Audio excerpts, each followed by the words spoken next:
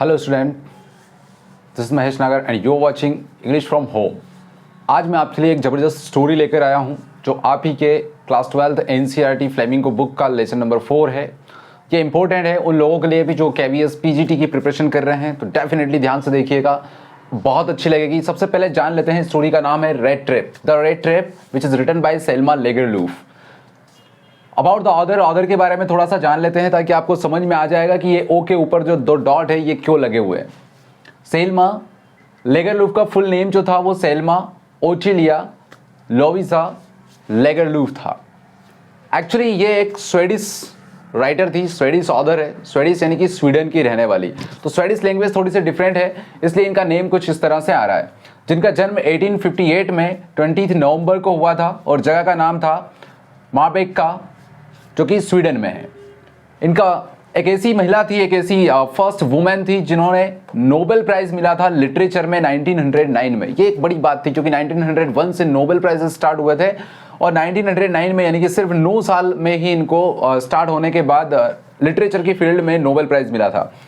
इस स्टोरी के कैरेक्टर्स के बारे में जान लेते हैं। कुल मिलाकर अगर हम देखें तो यहाँ पर आपको 5 कैरेक्टर्स दिख रहे हैं। पहला कैरेक्टर है the tramp with red trap, जिसको यहाँ पर वेगाबोंड का नाम भी दिया गया है, यानी कि मेन जो सेलर था रेड ट्रैप का वो है। दूसरा है एक क्रॉफ्टर, एक बूढ़ा आदमी रहता है। एक मास्टर स्मिथ रहता है रैम्सो आयरन मिल में, ये एक आयरन मिल रहती है स्वीडन की।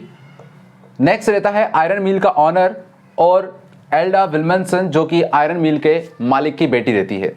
ये कैरेक्टर्स है। स्टोरी कुछ शुरू होती है वंस अपॉन ए टाइम, इस तरह से स्टोरी शुरू होती है, जो कि फेरी टेल्स स्टोरी, जो फेरी टेल्स है वो शुरू होती है उसी तरह से। ये कि एक समय की बात है, एक वेगाबॉन्ड, एक ऐसा आदमी जो कि प्लॉट्स करता था रोड के आसपास, यानी कि कहीं रोड के आसपास ही रहता था, कोई घर उसके पास नहीं था, अपना जीवन बिता रहा था। रेड ट्रैप्स जो कि वायर की बनी हुई थी उनको बना बनाकर बेचना। रेड ट्रैप्स यानी कि चूहेदानी होती है जिसमें चूहे फंस जाते हैं, जिनको बेट्स डाला जाता है, दाना डाला जाता है और दाने के लालच में आकर वो उसमें फंस जाते हैं। उसी रेड ट्रैप्स जो है वो बेचा करता था।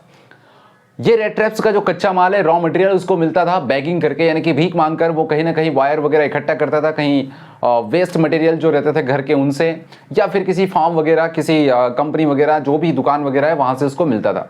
लेकिन इसकी लाइफ बड़ी मिसरेबल थी, बड़ी मोनोटोनस थी और बहुत हार्डशिप थी, क्योंकि to keep soul and body together, ये एक फ्रेज यहाँ पर यूज़ किया है। इसका मतलब होता है कि अपने सर्वाइवल के लिए ये काफ़ी पैसा नहीं था इसके लिए इसके पास, इसलिए ये 2 काम करा करता था। एक तो बेगिंग करता था, रेड ट्रैप सेल करता था उनको बनाकर अपने ऑड टाइम्स में, और जो सेकंड चीज़ ये करा करता था वो थीवरी, यानी कि वो चोरी भी किया करता था छोटी मोटी। एक दिन जब ये रोड से जा रहा था, शाम हो चुकी थी, रात गहराने लगी थी और ये रोड के बगल में एक छोटा सा मकान रहता है, वहाँ पर ये पहुँच जाता है। जब ये गेट को नॉक करता है तो एक बूढ़ा व्यक्ति, जो कि कौन है यहाँ पर, क्रॉफ्टर है। क्रॉफ्टर अपने दरवाजे को ओपन करता है।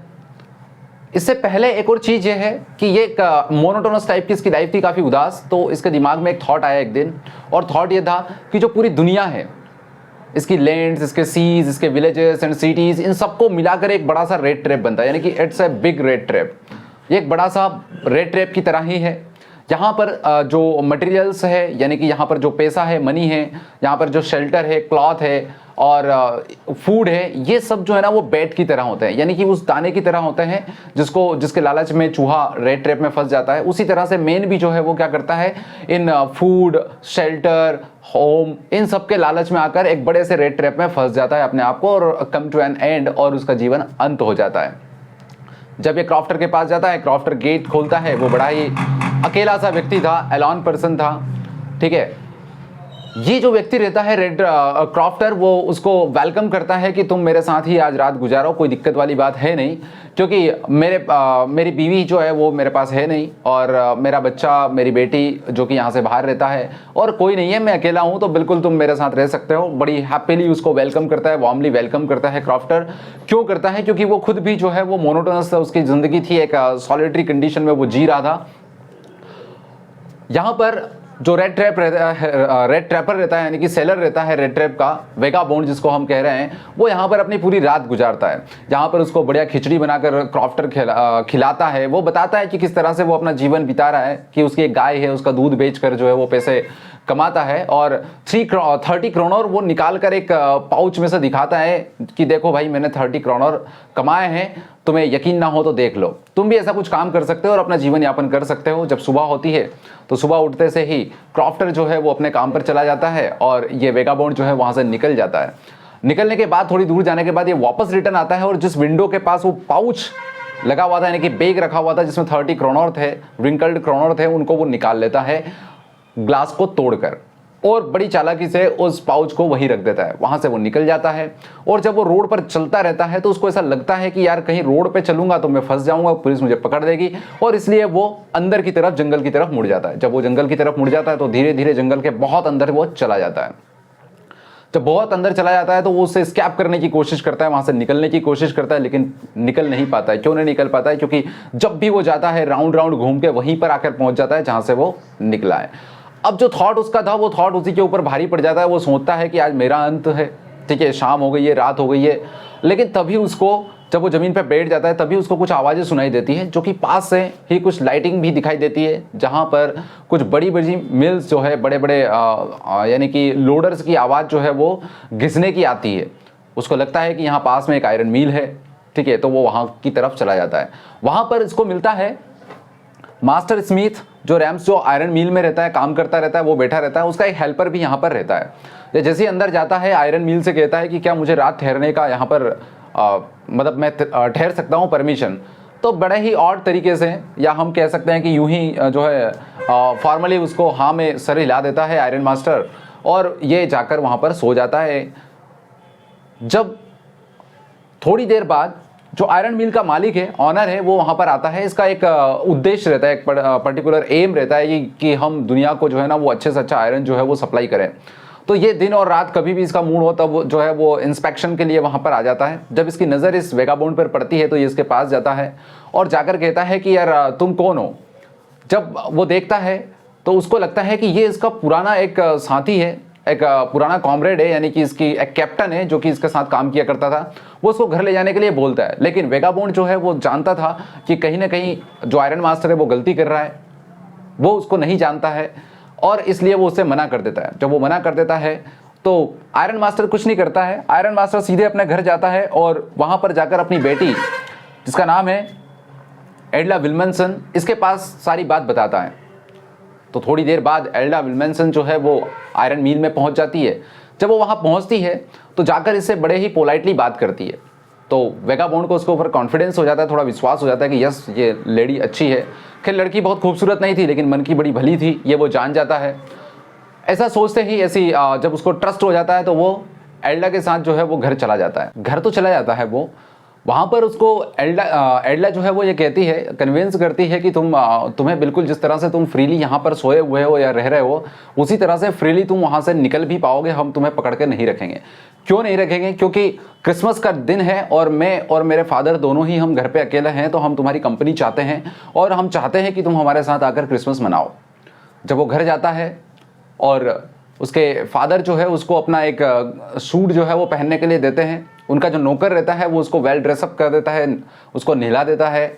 नहाने के बाद और बढ़िया शेविंग करने के बाद जब अगले दिन सुबह उठते हैं और सुबह जब ब्रॉड डे लाइट में आयरन मास्टर उसको देखता है तो अब वो मिस्टेक नहीं कर सकता, क्योंकि अब साफ दिख रहा है कि ये वो आदमी नहीं है जिसको वो समझ रहा था। इस बात को लेकर वो उसके ऊपर चिल्ला उठता है, उसको स्कॉल्डिंग करता है, उसको डांटता है कि तुमने ऐसा क्यों किया।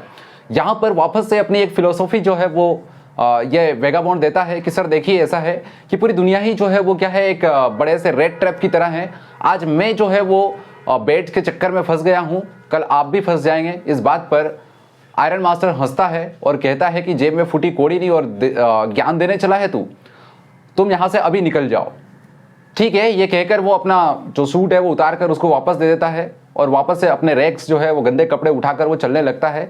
लेकिन इसी बीच एडला जो है उसको हाथ पकड़ लेती है और कहती है कि नहीं फादर, अपने पिता को कन्विंस करती है कि पापा जो भी है ये व्यक्ति, इसकी गलती नहीं है, हम इसको घर लेके आए हैं और त्योहार के सीजन में आप इसको बाहर नहीं निकाल सकते। कई सालों से, साल भर ये भटक रहा है और साल भर भटकने के बाद किसी जगह ये पहुंचा है जहां पर इसको कभी भी रहने की, बैठने की, सोने की जगह नहीं मिली है और ये काफ़ी त्रस्त है अपनी ज़िंदगी से। तो क्यों ना एक दिन ये हमारे साथ रह सके। इस बात को लेकर उसके फादर यानी कि आयरन मास्टर जो है, जो मील का मालिक है, वो ऑनर है, वो कन्विंस हो जाता है, उसको वहीं रख लेते हैं।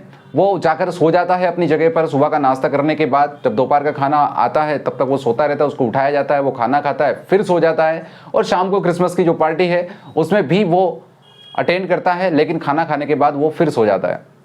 अगली सुबह जल्दी आयरन मास्टर, आयरन मील का मालिक और उसकी बेटी एडला दोनों ही क्रिसमस के लिए कुछ जो रिवाज होते होंगे वो फुलफिल करने के लिए चर्च चले जाते हैं। वहाँ पर वो सुनते हैं कि एक वेगाबॉन्ड ने किसी क्रॉफ्टर को, बूढ़े आदमी को लूट लिया है। ये बात उनको वहाँ पर सुनने में आती है, खबर सुनने में आती है।